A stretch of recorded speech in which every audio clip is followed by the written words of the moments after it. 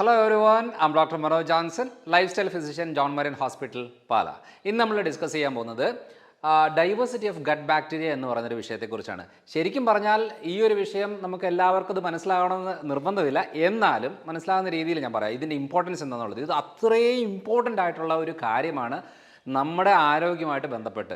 പക്ഷേ ഭൂരിഭാഗ സാഹചര്യങ്ങളിലും ഈ ഒരു ഭാഗമല്ല കൂടുതലും ഈ ചികിത്സയുടെ ഭാഗമായിട്ട് അല്ലെങ്കിൽ നമ്മുടെ ആരോഗ്യം മെയിൻറ്റെയിൻ ചെയ്യാനായിട്ട് നോക്കുന്നത്. വേറെ കുറേ മരുന്നുകളും ചികിത്സകളും കുറേ കാഴ്ചപ്പാടുകളും വിശ്വാസങ്ങളുമായിട്ടാണ് ഭൂരിഭാഗം പോകുന്നത്. അപ്പോൾ ഇതിൻ്റെ ഒരു റൂട്ട് കോസ് റിയാലിറ്റി എന്താണെന്നുള്ളതാണ് ഞാൻ പറയാൻ വന്നത്. എന്തിനാണ് നമുക്ക് റിപ്പീറ്റഡ് ആയിട്ടുള്ള ബുദ്ധിമുട്ടുകൾ വരുന്നത്, മരുന്നുകൾ കഴിച്ചാലും മാറാത്തത്, എപ്പോഴും ഒരു ക്ഷീണം ഉണ്ടാകുന്നത്, ഫുഡ് കഴിച്ച് കഴിഞ്ഞിട്ട് നമുക്ക് കടക്കണമെന്നൊരു തോന്നൽ വരുന്നത്, വല്ലാതെ മുടികൊഴിച്ചിലുണ്ടാകുന്നത്, ആങ്സൈറ്റി ലെവൽ കൂടുന്നത്, ഡിപ്രഷൻ ഉണ്ടാകുന്നത്, അതേപോലെ മോഷൻ ക്ലിയർ അല്ലാത്തൊരു അവസ്ഥ വരുന്നത്, സ്കിന്ന് വളരെ ഡ്രൈ ആകുന്നത്, റിങ്കിൾസ് ഉണ്ടാകുന്നത്, പെട്ടെന്ന് പ്രായമാകുന്നത്, ഇങ്ങനത്തെ പലതരം ബുദ്ധിമുട്ടുകൾ നമുക്ക് വരുന്നുണ്ട് എന്നുണ്ടെങ്കിൽ അതിന് റൂട്ട് കോസ് ആയിട്ട് പറയാനുള്ള കുറച്ച് കാര്യങ്ങളാണ്. അതിനകത്താണ് നമ്മൾ ഈ പറയുന്ന ഗട്ട് ബാക്ടീരിയ വരുന്നത്.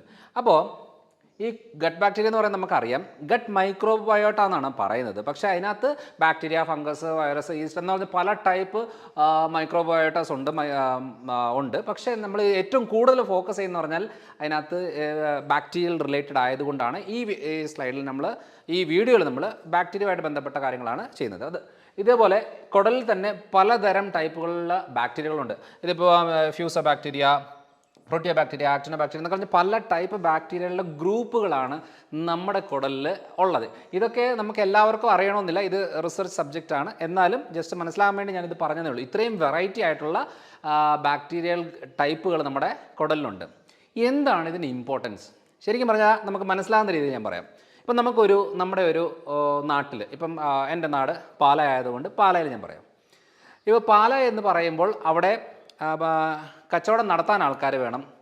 അതായത് തുണിക്കട നടത്തിയാൽ തുണി വാങ്ങിക്കാനായിട്ടുള്ള ആൾക്കാർ വേണം.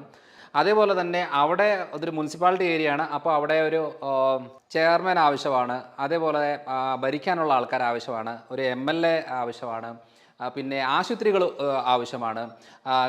അതായത് നമ്മുടെ നാട് ക്ലീൻ ആക്കാനായിട്ടുള്ള ക്ലീനിങ് PWD ഡിപ്പാർട്ട്മെൻറ്റ് ആവശ്യമാണ്, പോലീസ് ഡിപ്പാർട്ട്മെൻറ്റ് ആവശ്യമാണ്, ഡോക്ടർമാർ ആവശ്യമാണ്, ഒത്തിരിയേറെ. അതായത് ഒരു മെയിൻ സ്ഥലത്ത് ഇത്രയും ടൈപ്പ് ആൾക്കാർ വേണം. ഇതിനകത്ത് ഇപ്പം പോലീസ് ഡിപ്പാർട്ട്മെൻറ്റ് ഇല്ല എന്ന് വെച്ചോ, ആ നാടിൻ്റെ അവസ്ഥ എന്താവും?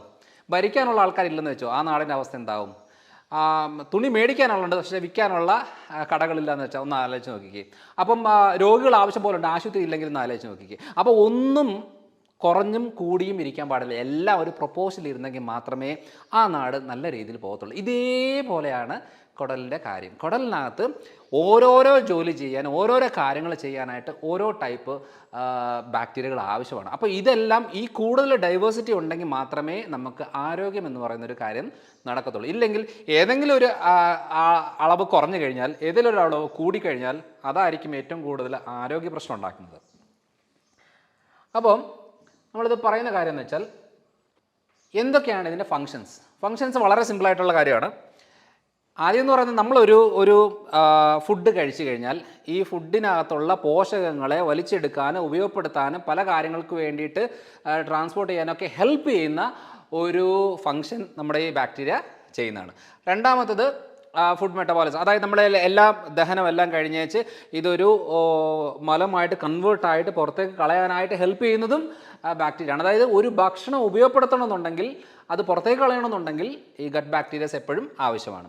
അതേപോലെ തന്നെ നമ്മുടെ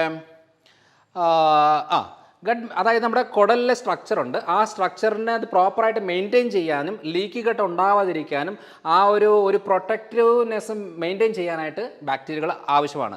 അതേപോലെ തന്നെ ഇമ്മ്യൂണിറ്റി വളരെ ഇമ്പോർട്ടൻ്റ് ആണ്. നമ്മുടെ ശരീരത്തിലെ ഇമ്മ്യൂണിറ്റിക്ക് ഏറ്റവും കൂടുതൽ കോൺട്രിബ്യൂഷൻ ചെയ്യുന്നത് ഗട്ട് ബാക്ടീരിയാസാണ്. അതേപോലെ തന്നെ പ്രൊട്ടക്റ്റ് അഗെയിൻസ്റ്റ് പാത്തജൻസ് എന്ന് പറയുന്നത് നമ്മളിപ്പോൾ ഒരു വൈറസ്, ബാക്ടീരിയകൾ, ഫംഗസ് എന്തും ആയിക്കോട്ടെ, നമ്മൾ പലതരം ഭക്ഷണങ്ങൾ കഴിക്കുന്നതാണ്. അപ്പോൾ ശരീരത്തിലേക്ക് വന്നു കഴിയുമ്പോഴത്തേനും അത് പല പ്രശ്നങ്ങൾ ഉണ്ടാക്കുന്നതാണ്. അപ്പോൾ അതേപോലെ തന്നെ പുറത്തുനിന്നുള്ള പല രീതിയിലുള്ള ബുദ്ധിമുട്ടുകൾ വരുന്നതാണ്. ഇതൊക്കെ ഇതിനെ പ്രൊട്ടക്റ്റ് ചെയ്യാനും ബോഡിയെ ഒന്ന് ഹെൽത്തി ആയിട്ട് മെയിൻറ്റെയിൻ ചെയ്യാനായിട്ട് ഈ പറയുന്ന ഗട്ട് ബാക്ടീരിയാസ് വളരെ ആവശ്യമാണ്. ഇപ്പം ഞാൻ മെയിനായിട്ടും അതിനൊരു സ്റ്റഡി ഞാൻ കാണിക്കാം. ജേർണൽ ഓഫ് ഇമ്മ്യൂണോളജി റിസർച്ചിൽ വന്ന 2019 the dynamic interplay between the gut microbiota and autoimmune diseases. ഞാൻ നേരത്തെ പറഞ്ഞു, ഒരു നാട്ടിൽ പോലീസുകാർ വേണം, ഭരിക്കാൻ ആൾക്കാർ വേണം, പണിയെടുക്കാൻ ആൾക്കാർ വേണം, മേടിക്കാൻ ആൾക്കാർ വേണം, അതേപോലെ തന്നെ പല പല പല ആൾക്കാർ കറക്റ്റായിട്ട് അളവിലുണ്ടെങ്കിൽ മാത്രമേ ആ ഒരു നാട്ടിൽ കറക്റ്റായിട്ട് രീതികൾ പോകത്തുള്ളൂ. പക്ഷേ ഈ പറയുന്ന ഗട്ട് മൈക്രോബിൽ ഇപ്പം ചികിത്സ ഇല്ല എന്ന് തന്നെ പറയാം. ഈ ഓട്ടോ ഇമ്മ്യൂൺ ഡിസോർഡേഴ്സ് ആവശ്യം പോലുണ്ട്. എന്ന് വെച്ചാൽ സ്വന്തം ശരീരത്തിലെ പ്രതിരോധ ശക്തി സ്വന്തം ശരീരത്തിലെ നല്ല കോശങ്ങളെ ഡാമേജ് ചെയ്ത് അതിൻ്റെ ഭാഗമായിട്ട് പല രീതിയിലുള്ള ആരോഗ്യ പ്രശ്നം ഉണ്ടാകുന്നു. ഫോർ എക്സാമ്പിൾ, ഈ പറയുന്ന വിറ്റിലിഗോ, വെള്ളപ്പാണ്ട്, lichen planus, thyroiditis condition, rheumatoid arthritis, joint പെയിൻസുമായിട്ട് ബന്ധപ്പെട്ട കാര്യങ്ങൾ, ക്രോൺസ് ഡിസീസ്, അങ്ങനെ പലതരം ഓട്ടോ ഇമ്മ്യൂൺ ഡിസീസുകളുണ്ട്. ഇതിനൊക്കെ എല്ലാ ഇമ്മ്യൂണോ സപ്രസൻസോ അല്ലെങ്കിൽ സ്റ്റിറോയിഡ്സോ എടുത്തുകൊണ്ട് ഇരിക്കാം എന്നുള്ളതല്ലാതെ ഇതിനൊരു സൊല്യൂഷൻ കിട്ടുന്നില്ല. അപ്പോൾ എന്തുകൊണ്ടാണ് ഇത് ഉണ്ടാകുന്നത് എന്നുള്ള കാര്യത്തിന് ഏറ്റവും ബേസിക് ആയിട്ട് നമ്മൾ പറയുന്ന പല കാരണങ്ങളും ഒരു മെയിൻ കാരണം എന്ന് പറയുന്നത് ലീക്കി ഗട്ടാണ്, കുടലിലെ പ്രശ്നമാണ്. അതിലും ഈ പറയുന്ന ഗട്ട് മൈക്രോബയോട്ട ആണ് ഏറ്റവും കൂടുതൽ ഈ പറയുന്ന ഓട്ടോ ഇമ്മ്യൂണിറ്റിയൊക്കെ ഉണ്ടാക്കാനായിട്ട് ഇതിൻ്റെ അളവ് കുറയുമ്പോഴും ചിലതിൻ്റെ അളവ് കൂടുമ്പോഴും ഒക്കെ ആയിട്ടാണ്. അതായത് നല്ല ബാക്ടീരിയകൾ വേണം, ചീത്ത ബാക്ടീരിയകളും വേണം. ഇതിൻ്റെ അളവ് അങ്ങോട്ടും ഇങ്ങോട്ടും വേരിയേഷൻ വന്നാൽ അത് ശരീരത്തിന് ഡാമേജ് ഉണ്ടാക്കുന്ന എന്ന് പറയുന്നൊരു സ്റ്റഡിയാണ് ഞാനിപ്പോൾ ജസ്റ്റ് ഇത് കാണിച്ചത്. അതേപോലെ തന്നെ വേറൊരെണ്ണമാണ് നമ്മുടെ പബ്മെഡിൽ വന്നതാണ്, effect of gut microbes on nutrient absorption and energy regulation. അപ്പോൾ നമ്മൾ എത്ര പേര് പറയുന്നത് ഞാൻ നല്ല ഭക്ഷണം കഴിക്കുന്നുണ്ട്, ഞാൻ സപ്ലിമെൻ്റ് എടുക്കുന്നുണ്ട്, നല്ല ലൈഫ് സ്റ്റൈലാണ്, എല്ലാമാണ്, പക്ഷേ എനിക്ക് ക്ഷീണമാണ്, എനിക്ക് വേദനകളാണ്, എനിക്ക് ജോയിൻസിന് ബുദ്ധിമുട്ടാണ്, എനിക്ക് രാവിലെ എഴുന്നേക്കാനായിട്ട് പ്രയാസമാണ്, ഭക്ഷണം കഴിച്ചു കഴിഞ്ഞാൽ ക്ഷീണം വരുന്നുണ്ട്, പല രീതിയിലുള്ള ബുദ്ധിമുട്ടുണ്ട്, പക്ഷേ ഞാൻ എല്ലാം കറക്റ്റായിട്ട് എടുക്കുന്നുണ്ട്. അവരുടെ മെയിൻ പ്രശ്നം എന്ന് പറയുന്നത് ഈ ഗട്ട് മൈക്രോബയോട്ടയാണ്. അത് പ്രോപ്പറായിട്ട് ഫങ്ഷനിങ് ആകുന്നില്ല, അല്ലെങ്കിൽ പ്രോപ്പർ അളവിലില്ല. അതുകൊണ്ട് എന്നാന്ന് പറഞ്ഞാൽ നമ്മൾ കഴിക്കുന്ന മരുന്നുകളോ നമ്മൾ കഴിക്കുന്ന സപ്ലിമെൻറ്റോ നമ്മൾ കഴിക്കുന്ന ഹെൽത്തി ആയിട്ടുള്ള ഫുഡുകൾ അതിനകത്തുള്ള പോഷകങ്ങളെ വലിച്ചെടുക്കാൻ പോലും പറ്റാതെ വരുമ്പോഴാണ് ആ പ്രശ്നങ്ങൾ ഉണ്ടാകുന്നത്. അല്ലാതെ ഈ ഇപ്പോഴത്തെ കാലഘട്ടത്തിൽ ആരെങ്കിലും പട്ടിണി കിടക്കുന്നവരാണോ? ഇപ്പോഴത്തെ കാലഘട്ടത്തിൽ പോഷകമില്ലാത്ത ഭക്ഷണങ്ങളുണ്ടോ? എല്ലാ ഫെസിലിറ്റിയും ഉണ്ട്, എല്ലാ കാര്യങ്ങളുണ്ട്. പക്ഷേ ശരീരത്തിന് ഉപയോഗപ്പെടണം എന്നുണ്ടെങ്കിൽ ഇത് ആവശ്യമാണ് എന്നുള്ള ഒരു സ്റ്റഡിയാണ് ഇതിൽ കാണിച്ചെന്നേ ഉള്ളൂ. ജസ്റ്റ് ഒരു റെഫറൻസിന് വേണ്ടി കാണിച്ചതാണ്. ഇനി എന്താണ് ഇതിന് നമുക്കത് സൊല്യൂഷനായിട്ട് പറയുന്നത്? ഇപ്പോൾ ഈ പറയുന്ന കാര്യങ്ങൾ ഇപ്പോൾ ഒരു ലേറ്റസ്റ്റ് സ്റ്റഡിയുടെ ഭാഗമായിട്ട് വരുന്നതാണ്, അല്ലാതെ പണ്ട് ഇങ്ങനത്തെ കാര്യങ്ങളൊന്നും വലിയ രീതിയിലുള്ള ഡിസ്കഷൻ വരുന്നില്ലായിരുന്നു. പിന്നെ ഇതിനെക്കുറിച്ച് മെഡിക്കൽ കോളേജുകളിലൊന്നും അല്ല ഡീപ്പായിട്ടുള്ള സ്റ്റഡി ഒന്നുമില്ല, ഇത് റിസർച്ചുകളിൽ മാത്രമാണ് ഏറ്റവും കൂടുതലായിട്ട് വരുന്നത്. പിന്നെ ഫങ്ഷണൽ മെഡിസിനിലൊക്കെ ഇപ്പം US വളരെ കോമൺ ആയിട്ട് ഒരു എമർജിങ് മെഡിക്കൽ സിസ്റ്റമായിട്ട് വന്നുകൊണ്ടിരിക്കുന്നതാണ് ഫങ്ഷണൽ മെഡിസിൻ. അതിനകത്തൊക്കെ വളരെ കോമൺ ആയിട്ട് വന്നേക്കുന്ന ഒരു കോൺസെപ്റ്റാണ് നമ്മൾ എങ്ങനെയാണ് ഈ ഡൈവേഴ്സിറ്റി ഉണ്ടാക്കുന്നത്, അല്ലെങ്കിൽ ബാലൻസ് മെയിൻറ്റെയിൻ ചെയ്യുന്നത്, കൂടാതെയും കുറയാതെയൊക്കെ മൈക്രോബയോട്ടൊക്കെ എങ്ങനെയാണ് ബാലൻസ് ചെയ്യേണ്ടത് എന്നുള്ളതിനെ ഒരു ട്രീറ്റ്മെൻറ്റ് പ്രോട്ടോക്കോൾ, അതായത് നമ്മളിപ്പം ജോൺ മരീൻസിൽ സ്ഥിരമായിട്ട് കാലങ്ങളായിട്ട് ചെയ്തുകൊണ്ട് വരുന്ന മെയിൻ കാര്യമാണ് ഇത്. കഴിഞ്ഞ ഒരു 5-6 കൊല്ലമായിട്ട് ഈ ഒരു ട്രാക്കിൽ തന്നെയാണ് പോകുന്നത്. പല രീതിയിലുള്ള കാര്യങ്ങൾ നമ്മൾ ഫോക്കസ് ചെയ്തു. ആദ്യം നമ്മൾ ഡയബറ്റിക് ഫോക്കസ് ചെയ്തു, വെയിറ്റ് കുറയ്ക്കാനുള്ള കാര്യങ്ങൾ നോക്കി, തൈറോയ്ഡ് റിലേറ്റഡ് ആയിട്ടുള്ള പ്രശ്നങ്ങളെ ട്രീറ്റ് ചെയ്യാൻ നോക്കി, സ്കിൻ റിലേറ്റഡ് നോക്കി, അതേപോലെ തന്നെ ഇൻഫ്ലമേഷൻ, ശരീരം മൊത്തം വേദനയുള്ള കണ്ടീഷൻ, ജോയിൻറ്റ് പെയിൻസ്, ഇങ്ങനെ വെരിക്കോസ് അൾസർ, ഡയബറ്റിക് ഫുഡ്, ഇങ്ങനത്തെ പല കേസുകൾ ട്രീറ്റ് ചെയ്ത് വന്നപ്പോൾ ഞങ്ങൾക്ക് മനസ്സിലായ ഒരു സത്യാവസ്ഥ എന്ന് വെച്ചാൽ ഒരു 80% ഗട്ട് ട്രീറ്റ് ചെയ്ത് ക്ലിയർ ആക്കി കഴിഞ്ഞാൽ ഇങ്ങനത്തെ ഒരു 80% പ്രശ്നങ്ങളും പെട്ടെന്ന് ക്ലിയർ ആകുന്നുണ്ട്. അങ്ങനെയാണ് നമ്മൾ ജോൺ മരീൻസിൻ്റെ ഒരു ട്രീറ്റ്മെൻറ്റ് പ്രോട്ടോക്കോളിൽ ഭൂരിഭാഗം കാര്യങ്ങൾ നമ്മൾ ആര് വന്നു എന്ന് പറഞ്ഞാലും അവരോട് ആദ്യം ഗട്ട് റിപ്പയർ ചെയ്യുക, ക്ലിയർ ആക്കുക, അബ്സോർപ്ഷനൊക്കെ പ്രോപ്പറാക്കുക. അങ്ങനെ വരുമ്പോഴാണ് അവരുടെ കരിയാത്ത മുറിവുകൾ കരിഞ്ഞു വരുന്നത്, മുടികൊഴിച്ചിൽ കുറയുന്നത്, താരം കുറയുന്നത്, ഉറക്കം ക്ലിയർ ആകുന്നത്, വേദനകൾ കുറയുന്നത്, അങ്ങനെ പല ചേഞ്ചസ് വരുന്ന എപ്പോഴാണെന്ന് വെച്ചാൽ ഇങ്ങനെ ചെയ്തപ്പോഴാണ്. അപ്പോൾ അതിൻ്റെ ഭാഗമായിട്ട് നമ്മളൊരു പ്രോട്ടോക്കോൾ ചെയ്തു. ആ പ്രോട്ടോക്കോളാണ് ഈ പറയുന്ന പ്രോബയോട്ടിക്, പ്രീബയോട്ടിക്, പോസ്റ്റ് ബയോട്ടിക് എന്ന് പറയുന്നൊരു കോമ്പിനേഷനാണ്. ഇത് എന്താണ് പ്രോബയോട്ടിക്, എന്താണ് പ്രീബയോട്ടിക് എന്നുള്ളത് നമ്മൾ പല വീഡിയോകളിൽ പറഞ്ഞിട്ടുണ്ട്. എന്തായാലും റഫായിട്ട് ഞാൻ പറയാം. ഈ പറയുന്ന കുടലിലെ ഹെൽത്ത് മെയിൻറ്റെയിൻ ചെയ്യാനായിട്ട് നമുക്ക് പ്രോബയോട്ടിക്, പ്രീബയോട്ടിക് ആവശ്യമാണ്. അപ്പം പ്രോബയോട്ടിക് എന്ന് പറഞ്ഞാൽ ഹെൽത്തി ബാക്ടീരിയാസ് നമ്മളെ ഇപ്പം ഫോർമെൻറ്റഡ് ആയിട്ടുള്ള ഫുഡുകളിലും ഇതിലെല്ലാം ഉണ്ട്. അപ്പോൾ ഏതൊക്കെയാണെന്നുള്ളത് ഞാൻ പറയാം. ഇത് പ്രീബയോട്ടിക് ആണ്. അപ്പോൾ പ്രീബയോട്ടിക് എന്ന് പറഞ്ഞാൽ പ്രോബയോട്ടിക് ഞാൻ നെക്സ്റ്റ് പറയാം. പ്രീബയോട്ടിക്കിൻ്റെ പ്രത്യേകത എന്ന് വെച്ചാൽ ഇപ്പോൾ ശ്രദ്ധിച്ചിട്ടുണ്ടോ, നമ്മളിപ്പോൾ ഒരു അമ്മ, അതായത് ഒരു പ്രഗ്നൻ്റ് ലേഡി ഡെലിവറിക്ക് ശേഷം ഒരു അമ്മയാകുന്നു, ബ്രസ്റ്റ് മിൽക്ക് ഉണ്ടാകുന്നു. ആ ബ്രസ്റ്റ് മിൽക്ക് കുഞ്ഞിന് ഭക്ഷണമായിട്ട് കൊടുക്കുന്നു. അപ്പോൾ അറിയേണ്ട കാര്യം, ഒരു നോർമൽ ഡെലിവറി രീതിയിൽ ബർത്ത് കനാൽ വഴി വെജനൽ കനാൽ വഴി വരുമ്പോൾ ഈ ബാക്ടീരിയകൾ ഉള്ളിലേക്ക് കയറും. ഇത് കുടലിൽ ഉണ്ട്. അതിന് വേണ്ടുന്ന ഫുഡും ആ കുടലിന് ആവശ്യമുള്ള മെയിനായിട്ട് ഫുഡായാണ് പ്രീബയോട്ടിക് എന്ന് പറഞ്ഞത്. അത് പ്രകൃതി നൽകുന്നത് എങ്ങനെയാണെന്ന് വെച്ചാൽ പാലിലൂടെ, അമ്മയുടെ മുലപ്പാലിലൂടെയാണ്. അതിനകത്ത് ആകെയുള്ള 2-3 കോമ്പിനേഷനാണ്. അതിനകത്ത് മെയിനായിട്ട് വരുന്നത് പ്രീബയോട്ടിക് ആണ്. പിന്നെ വരുന്നത് ഫാറ്റാണ്. അതായത് ഒരെണ്ണം കുടലിലേക്കുള്ള ഫുഡും ഒരെണ്ണം ബ്രെയിനിലേക്കുള്ള ഫുഡുമാണ്.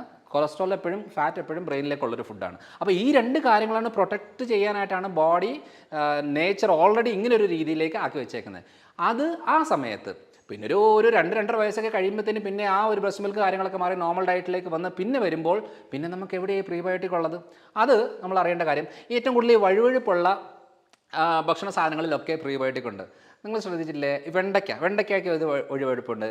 അതേപോലെ തന്നെ ഈ കസ്കസ് എന്ന് പറയുന്ന ഇതില്ല, നമ്മൾ ജ്യൂസിലൊക്കെ ഇട്ട് കുടിക്കുന്നത്, അതിന് വഴുവഴുപ്പുണ്ട്. അതേപോലെ തന്നെ നമ്മുടെ ഈ മുരിങ്ങക്കോലിൻ്റെ ഉള്ളിലുള്ള പൾപ്പില്ലേ, അതെല്ലാം നല്ല പ്രീബയോട്ടിക് ആണ്. പിന്നെ നമ്മുടെ ചെറിയ ഉള്ളി എന്ന് പറയുന്നത് അതും പ്രീബയോട്ടിക് ആണ്. പിന്നെ നമ്മുടെ വാഴക്കൂമ്പ് എന്നൊക്കെ പറയില്ലേ, അതും പ്രീബയോട്ടിക് ആണ്. പല ടൈപ്പ് പ്രീബയോട്ടിക്സ് നമ്മുടെ ചുറ്റിനും തന്നെ ഉണ്ട്.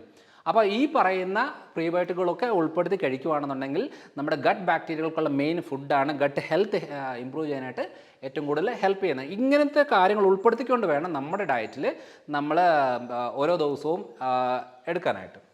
ഇനിയുള്ള കാര്യം എന്ന് പറയുന്നത് പ്രോബയോട്ടിക് നമുക്ക് എല്ലാവർക്കും അറിയാം.